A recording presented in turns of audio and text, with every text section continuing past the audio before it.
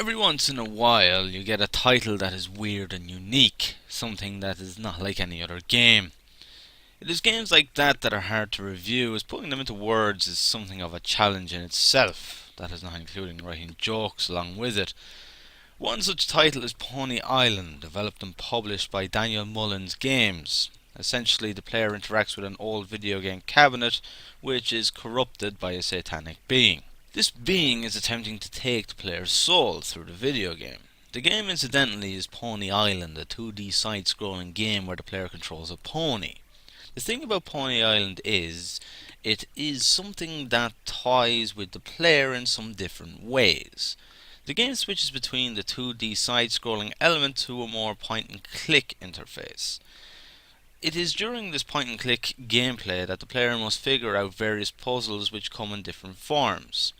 Such forms include clicking through the options in an attempt to find a loophole in the system for you to get through. Another form of puzzle events is attempting to hack the system in some different ways to get around the demonic being stopping you at every turn. It is a game that is full of surprises for the player and constantly changes throughout, giving new obstacles and increasing puzzle difficulty. It is a game that plays with the player's expectations of what a video game is and what one can present. It is dark, mysterious and intriguing all in one. Pony Island is a game that simply just hooks you and won't let go.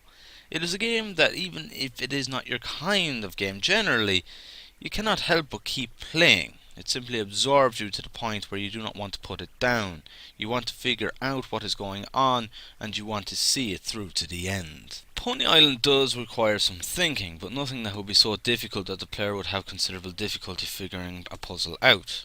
At times the player will have to think outside of the box to get around an obstacle, or at the very least through trial and error. It is very much a horror game in many respects, but more on the psychological horror as opposed to jump scares or standard horror. The psychological horror is done brilliantly too, constantly messing with the player's head, and as previously stated, messing with their expectations of what a game can present. Nothing in this game is ever what it seems. There are a total of 24 tickets to find throughout the game as a form of collectible. Finding all of them proves quite a challenge too. Pony Island captures that old retro-style 90s arcade video game feel perfect, from the general visuals to the soundtrack and options menu the player has to interact with throughout. The idea of essentially playing a video game about playing a video game is simply genius, with absolutely no exaggeration. Calling Pony Island anything less than genius would be an insult. It is about the perfect length that it needs to be.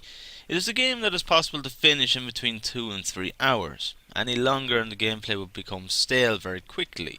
Pony Island is certainly a game which is not for everyone. The pace might be a bit slower than what some would like, and it may get repetitive to others. For €5 you can't go wrong. It is worth picking up whether you end up liking it or not. It is not even the price of a cinema ticket, and the chances are you're more likely to enjoy it than the crappy movies that are coming out these days. Overall, Pony Island is a great game and is something that any gamer should at least try out, and with that I give it a 9 out of 10. There is more I could say in regards to Pony Island, but doing so would be entering into spoiler territory, and experiencing the game without them is a must. As I've previously said, it is not a game that would be for everyone, but there is more than enough in Pony Island for a large majority of its players to enjoy the game.